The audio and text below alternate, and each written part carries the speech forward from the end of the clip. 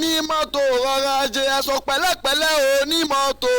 onímọ́tò rọra ṣe. ẹ̀sọ́ pẹ̀lẹ́pẹ̀lẹ́ onímọ́tò. onímọ́tò rọra ṣe. jàǹbá oníkan wá onímọ́tò. onímọ́tò rọra ṣe. onímọ́tò lójú pópó.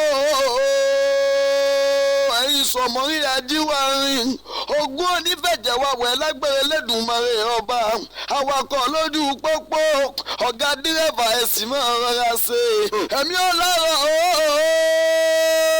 àtúrẹ́ tètè kí n fẹ́ kó kọjá ilé tẹ bá mutí ẹ má wọkọ̀ tẹ bá wọkọ̀ ẹ má mutí òkun ẹ̀mí ó pé méjì ẹgbọ́n bí Jawonsi gbé wọ́n rí sẹ́ǹkì lọ o Mr. Jawonsi ó yẹ Jawonsi lójú pópó ẹ̀sọ́ pẹ̀lẹ́pẹ̀lẹ́ onímọ́tò. onímọ́tò rọra ṣe. ẹ̀sọ́ pẹ̀lẹ́pẹ̀lẹ́ onímọ́tò rọra ṣe. ìròyìn ẹ wá gbọ́ wa o. ẹ mọ̀ káàbọ̀ padà sórí ètò wa ètò yín ètò ọlọ́run ọba lójú pópó lórí ìkànnì tùgbà 100.9 FM níbi tí ẹ̀fíìsì tó ṣe bẹ́ẹ̀ tó kẹ̀tẹ̀ ń fẹ̀ sí bóòní kan báyìí ṣé àyípadà ṣó ti dé bá ibi tẹ́ wà lójú pópó àbí àṣìṣúà náà ní ṣé súnkẹrẹfà kan ọkọ̀ ibi tẹ́ wà báyìí yóò pín ti mo jù púpọ̀ àbókàn ṣẹ̀ṣẹ̀ ń kórajọ ni ṣùgbọ́n ètè gbọ́ eléyìí o wípé ẹ̀yin tẹ́ ń lọ sí orí afárá kẹta tẹ́ máa ń gba alápẹ̀rẹ̀ láàárọ̀ yìí súnkẹrẹfà kan ọkọ̀ ọmọ síbẹ̀ wà lọ́nà díẹ̀ o ẹ̀ ń nà sùúrù sí o kò sì sí nǹkan méjì tó fà á ju bí abẹ́ afárá alápẹ̀rẹ̀ ẹ wá sọ́wọ́ ẹ̀yìn báyìí ibi àtúnraṣe ohun tó jẹ́ pé àwọn kọ̀ǹgílá tí wọ́n ti ṣe òun náà ló ṣe bẹ́ẹ̀ tó mú kí súnkẹrẹfà kan ọkọ̀ díẹ̀ kó wà lápá abẹ́rẹ́ ẹ mọ̀ kú ojúmọ́ rẹ o lẹ́ni ọjọ́ kẹta oṣù kínní ọdún 2022 ó kẹ́nà Jawonsi ẹ̀jẹ̀ ń já yín sí 2022 gbogbo ohun rere tí ọ̀tá dè mọ́ wa lọ́wọ́ ní 2021 táàrí bí àṣìfù ẹ̀ ọdún ìlọ́lọ́mọ tún fún wa o 2022 ó kẹ́nà o ẹjọ́ torí ọlọ́run Lagos Ibadan expressway bó ló ṣe rí báyìí eré àìmọ̀ kú ojúmọ́ lápá àtìrẹ Mr. Dada ẹ kú ọjọ́ méjì ìjọ mẹ́ta Happy New Year ó kẹ́yìn tiwa lójú gbogbo all the traffic officers on the road Happy New Year to every one of us all the trace officers Happy New Year to every one of us ó kẹ́nà o gbogbo ẹ̀yin last mile tí a lójú pópó ẹ mà kú ojúmọ́ rẹ bàbá àtàlẹ̀ èkó kí ló ń ṣẹlẹ̀ ní Ìkòròdú ròdù tó já gẹ́gẹ́ àbó ti yí padà sí tàtẹ̀yìn wá lọ mò ń wo bàbá àtàlẹ̀ èkó lágíríkì láàárọ̀ ìwọ̀n kúkú mọ̀ pé mi ni torí pé nǹkan tí mo gbé kan sórí mo wá dì kan mọ́ imú mi mo wá dàbí ọ̀bọ oh my god last mark kan kẹ́lẹ́ mọ̀ bàbá àtàlẹ̀ èkó wípé mo rí i dáadáa last mark kan láàrin ọ̀nà ẹ̀ ó fi ẹ̀yìn tí rin báyìí ó náwó sókè báyìí mọ́tò funfun méjì wọ́n ń jáde níbi ọ̀nà ìṣàwó yẹn ó kéènà ó mo wá ń wo bàbá àtàlẹ̀ kó báwọn náà ṣe da aṣọ àwọn alájì tí wọ́n máa ń ta káwùrì yẹn mo ní bàbá àtàlẹ̀ kórè wọn àkókò mọ̀ pé èmi ni mo wà ń bẹ̀ mo sì ń wo bí ọ̀nà ẹ bó ṣe já gerege lápá tibẹ̀ ọpẹ́ o Lagos Abẹ́òkúta expressway ó dùn ún rìn láàárọ̀ yìí ṣùgbọ́n ó ti ń kóra jọ láwọn ibì kan Mr. Àbáyọ̀ ẹ mọ̀ káàárọ̀ lápá tibẹ̀ Mr. Sẹ̀sán bó lẹ ṣe rìn láàárọ̀ yìí láti Àkútè bó tiẹ̀ jẹ́ pé holiday sì wà ń gbòòrò èní náà lọ́mọ kú gẹ̀gẹ̀ ṣùgbọ́n tó bá ti di ọ̀lọ́wà yìí iṣẹ́ máa bẹ̀rẹ̀ pápá jùlọ àwọn ọmọ iléèwé wọ́n máa ṣe bẹ́ẹ̀ wọ́n máa gbọ̀nà iléèwé lọ lọ́la òde yìí ọjọ́ kẹrin oṣù kínní làwọn ọmọ iléèwé ni wọ́n máa ṣe bẹ́ẹ̀ wọ́n máa padà síléèwé bẹ́ẹ̀ lọ́pọ̀lọpọ̀ sì máa padà síbi iṣẹ́ ó kẹ́nà àwọn ọ̀pọ̀lọpọ̀ ọ̀la náà ni wọ́n máa dé láti ilé ọdún súnkẹrẹ fàkẹrẹ ọ̀la ló máa tíìkì jù ẹ ti máa sì sùà ìrìnàjò ojú pópó náà àtúnbẹ̀rẹ̀ náà nìyẹn ẹ ti Kòròdú ẹ bẹ̀rẹ̀ sí túnú máa jí látago 3:00 ìdájí látago 4 ìdájí ó kẹ́nà àwọn ẹ̀rọ ìbánisọ̀rọ̀ tẹ́ ẹ pè sí Mr. Lasma rẹ̀ mú bóò ní jàre ṣé ẹ ti dé ìpọ̀nrí bóò ló ṣe rí láàárọ̀ yìí ẹ̀yin tí a ní ìbẹ̀jù lẹ́kí Mr. Lẹ́kàn láti ìbẹ̀jù ó kẹ́nà bóò ló ṣe rí bóò làwọn ọ̀nà ẹ ló ṣe rí lójú pópó láàárọ̀ yìí ẹ pè sórí aago 1009 08056131009 mr aṣeéṣe láti àgùdà ọgbà bóònísà ẹ káàárọ̀ sójà gẹ́gẹ́ mr alaba ibolẹwà ṣé kò dúró olùlẹwà amúnidára ṣé ti dé gíwá ìfúngbẹ̀tù ní ìkòròdú lọ́hùn lẹ́yìn bẹ́ńsì abẹ́ẹ̀ tí ìdébẹ̀ ó kẹ́nà ẹ láǹfààní àti máa pè wá sórí aago kíní kan ṣẹlẹ̀ ní ọ̀nà odóńgúyẹ́ lánàá ọlọ́run kọ́ mọ̀ gbà wá ṣé rí ọ̀nà odóńgúyẹ́ wá sọ́nà ògìjó ṣé kí n sọ pé áńgẹ́lì kan máa rin ọ̀nà yẹn nípa ọ̀rọ̀ àwọn ọlọ́kadà àwọn onímọ̀rúwá àtàwọn onímọ́tò whether private and commercial mi ò tí ì mọ̀rú áńgẹ́lì tó rìn torí ní ọdún tó kọjá ní ògìjó ní mọ́tò tẹ orí àwọn èèyàn méjì fọ́ ìyẹn last year ohun àtijọ́ ó ti kọjá lọ ohun àtijọ́ old things have passed away bẹ́ẹ̀ náà ló dẹ̀ yẹ kó rí ṣùgbọ́n lánàá ìkànnà tún ṣẹlẹ̀ o ọlọ́run kó ṣe bẹ́ẹ̀ kó bá tilẹ̀kùn ìbànújẹ́ lórílẹ̀‐èdè nàìjíríà pàápàá jùlọ ní ọ̀nà ṣàgámù yìí gbogbo ásídẹ́ǹtì òjijì tí ń ṣẹlẹ̀ tí á pè ọlọ́run ò bá tilẹ̀kùn mọ́ o ọlọ́run ẹ̀ ló ẹ pè ẹ káàárọ̀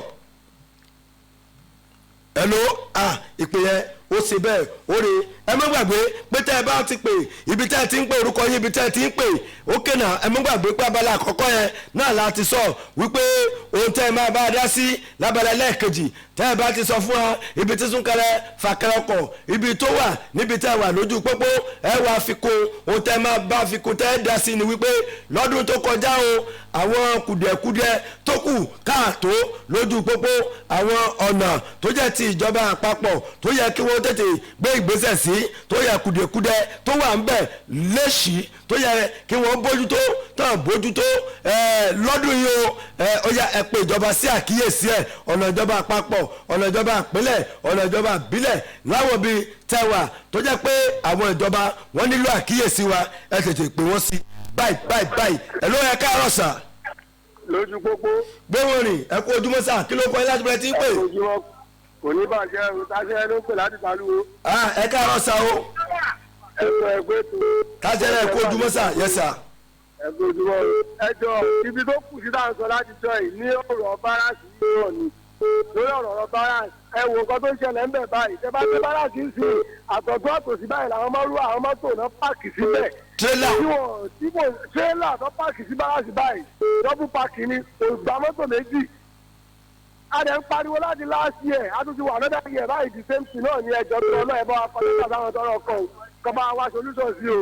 ó dà sá ẹ ṣe sá táṣẹrẹ alága oní maruwa ní tàlú nìyẹn ó dà ẹ ṣé bá a ṣe fẹ́ máa ba lọ gan rèé ni ṣé ẹ̀yin ará ìtàlúwò ògìjó gbogbo ẹ̀yin tẹ́ ń gba ọ̀nà yìí ṣé bí a ṣe fẹ́ máa tún máa ba lọ rèé èyí ọjọ́ kẹta oṣù kìíní ẹ̀ ló ẹ káàárọ̀ mẹ́. káàsì orí rédíò. ẹ káàárọ̀ o. atọ́kùn burúkú ni fẹ́lẹ̀. àtẹ̀yìn o akẹ́ ọmọ akẹ́. láti ìlú Ṣàgámù. kò ní bàjẹ́ sà. lágbára Ọlọ́run ọdún ayọ̀ ni gbogbo wa máa ṣe. àmì o. a ní ṣe nínú sàárè lágbára Ọlọ́run. àmì o ọdún 2022. ó máa sọ gbogbo wa lágbára Ọlọ́run. àmì sà. sàárè àkọ́kọ́ ń bẹ̀ adúpẹ́ fúlọ́dọ̀ Ọlọ́run pé àwọn èèyàn wa ti lọlé ọdún wọ́n padà bọ̀ báyìí láyọ̀ tán kúrò nílé ọ̀nà máa padà sí gbogbo wọn. àmì Ọlọ́run. ṣé wá lórí bíríìjì ìtajẹ́ǹdì máa fẹ́ kí ìjọba ìpínlẹ̀ Ògùn pàápàá jùlọ ọmọọba Dàpọ̀ Abíọ́dún ṣé ọjọ́ tọ́sídẹ̀ẹ́ ń bẹ̀ yẹn kọ́kọ́ ṣẹlẹ̀ ń bẹ̀ mo dúpẹ́ lọ́wọ́ àwọn rọ́ṣẹ̀ tí ó wọ́n wà ní ìtajẹ́ǹdì yẹn torí bọ́ bá ṣe burúkú à á pariwo wọn bọ́ bá sì ṣe dáadáa ẹ jẹ́ ká yìn wọn ṣé orí tírélà kan látòrí bíríìjì yẹn ṣe ló hàn sí orí bíríìjì yẹn ṣe ló wọ́n fẹ́ jábọ́ sísàlẹ̀ àwọn tó ń bọ̀ láti Ìbàdàn tí ò bá yẹ pé ọpẹ́lọpẹ́ ìfọ́ tó já tírélà ẹ̀ dúró ni ṣé nìbá tún lọ kó bá àwọn tó ń bọ̀ sálẹ̀. ó ga ọ. tó a dẹ̀ dúpẹ́ pé lẹ́sẹ̀kẹsẹ̀ àwọn rọ́ṣẹ̀tì yẹn wọ́n ti jẹ wọ́n ṣe nǹkan tó yẹ kó ṣe lásìkò wọ́n dẹ̀ wọ kúrò ń bẹ̀. ṣùgbọ́n wọ́n jẹ́ ká bẹ̀ wọ́n ṣé a ní kò sí àwọn àgbàlagbà máa ń sọ àkọ́kọ́ ní bọ́bá jẹ̀kúta sí ọjà nígbà míì ara ilé èèyàn ló máa ń bá o. Ọlọ́run. nǹkan burúkú ò ní kọ̀ wá lọ́dún tuntun. àbí Ọlọ́run. ṣé ìtajẹ́ǹdì láti 2019 on the 24th month ó ti ń pé ọdún mẹ́ta lọ báyìí iná ti jó ibẹ̀ yẹn ẹ̀dẹ̀ àbọ̀dọ̀ ibẹ̀ yẹn ẹ̀dẹ̀ ń gbàgbẹ̀ yẹn ní gbogbo ìgbà. mr aṣeṣe ẹ pè padà mr bọ́yọ̀ ẹ pè padà. ẹ ṣe gan. ẹ ṣe akínọmọkín ẹ ṣe o inú mi dùn àkíyèsí nìyẹn àkíyèsí ẹ ló ẹ káàárọ̀ mr aṣeṣe ẹ pè padà sà. gbé wọn rìn. orúkọ tèmi ní Alaba Peters ó tọ́ ọmọ láti Odógúnyán. ẹ káàárọ̀ mi sàlàbà. mo ṣe ń bá yín sọ̀rọ̀ yìí mo ti wà nílé ìkọba láti Odógúnyán dé ilé ìkọba lọ sí gẹ́lẹ́ ó já gẹ́rẹ́ ẹ má sáré àṣáájú mi ọ̀nà free bẹ́ẹ̀ tí mo fẹ́ bẹ àwọn baálẹ̀ gbogbo tó ń bẹ ní Odógúnyán tó ń bẹ ní ìtàlíwo iṣẹ́ tá gbélé wọn lọ́wọ́ lẹ́lẹ́ yìí ó kọ́ lẹ́tọ̀ lọ bọ́ sí o kì í ṣe bàtí mọ́tò bá pa àwọn aráàlú wọn tó máa tó dìde wàhálà tó wà ní báràkì ẹ ti pọ̀ jù wọ́n kọ́ kí mọ́tò sọ́jú báràkì ológun wọ́n ti sọ pé ètò ààbò lára àwọn tó kọ́ kí mọ́tò ẹ̀rọ lè gbé bọ́ọ̀bù wọlé síbẹ̀ láti ṣe àwọn fún ẹ̀rọ oníjàmbá ẹ bá wa bá wọn sọ̀rọ̀ ọba kọ́ ti lọ síbẹ̀ yẹn. ẹ ṣe Mr. Alaba àmì sà ẹ̀yin ọkọ̀ olúbàntàsì àsìkò ti tó ẹ dìde o ẹ̀ǹdẹ́ ká gbé ìgbésẹ̀ tó lọ́ọ̀rìn nípa ọ̀rọ̀ wájú bárẹ́kẹ̀ yìí èmi náà mo gbàbẹ̀ kọjá lọ́wọ́ ọ̀dájì tẹ̀rù lẹ̀rù bà mí jáwọ́ sí ọlọ́ọ̀la agbójúlé ẹ̀rù bà mí mo wá ń sọ fún ọlọ́kadà yẹn pé you see just make sure you fast because here is very hidden inú òkùnkùn ni kò sí nǹkan táwọn bọ́ọ̀sì wọn ò lè ṣe láàrin iwájú bárẹ́kẹ̀ ológun yẹn àwọn ológun á sì máa wò wọ́n ni wàláì hello. ẹ káàárọ̀ Jawonsi. Mr. Bayomi ẹ káàárọ̀. ẹ káàárọ̀ ẹ̀kọ́ àlàjọ náà. gbogbo ata nìyẹn o. mi á fẹ́ kọ́ rẹ̀. ṣé ẹ ti dówó dé. mi ò ní dówó dé o ẹ̀fẹ̀ jáde ni. ok sir.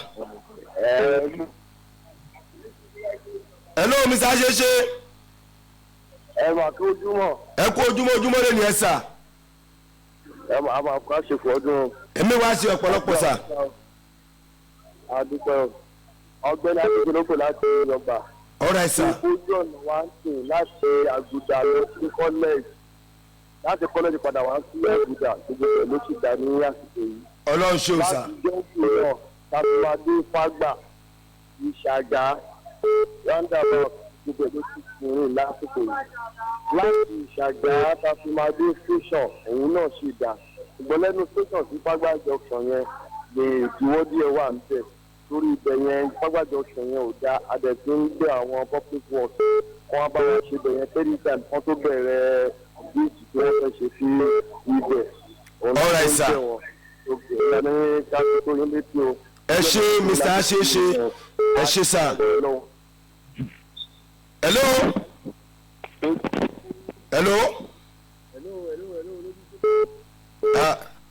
ìpè kan jára wọn ni. hello. bàbá sàlẹ̀kọ́ ẹ káàárọ̀. ẹ káàárọ̀ epo ojúmọ́ o pé wọ́n rí. Jawonsi ẹ ṣe ń pápá pásá. láti bẹ́ẹ̀ bá ojú ọ̀nà pé dáadáa kò sí gbèsè bẹ̀tì àwọn èèyàn wa ní kí wọ́n ra máa sáré torí ìbéèrè sáré yẹn ó ti pọ̀ jù kí wọ́n máa ro tàwọn tó fẹ́ sọdá kó jẹ ẹlánàbọ̀ ti Ìkòròdú gbogbo ẹ̀ ló wà òkè. ọ̀rọ̀ ẹ̀ sà. ilé ìfowópamọ́ mo wà báyìí ní ti gbogbo ẹ̀ náà dẹ̀ wà òkè. ọ̀rọ̀ ẹ̀ sà. ọ̀nà Ádámọ̀ ni mò ń lọ báyìí. ọ̀rọ̀ ẹ̀ sà láyọ̀ lẹ́ẹ̀dá Ádámọ̀ ẹ ṣé o gbogbo ẹ̀yin èèyàn á pàdé nírọ̀lẹ́ lágbára lọ́ọ́ ibi òníṣẹ̀lẹ̀ lọ́ọ̀dẹ gbogbo wa 08036557047 08036557047 Mr. Jawonsi á pàdé nírọ̀lẹ́ àníyè láàrin torí ẹ̀yẹ òní fòfò kò forí sọ̀gì ẹ jẹ́ gbọ́ ìjìnlẹ̀ inú ìwé ìròyìn live and direct ní iléeṣẹ́ Tùngbà 100.9 FM ẹ mọ̀ yìí kú ń bẹ̀ àgbọ̀dùnú o. Yes, yes.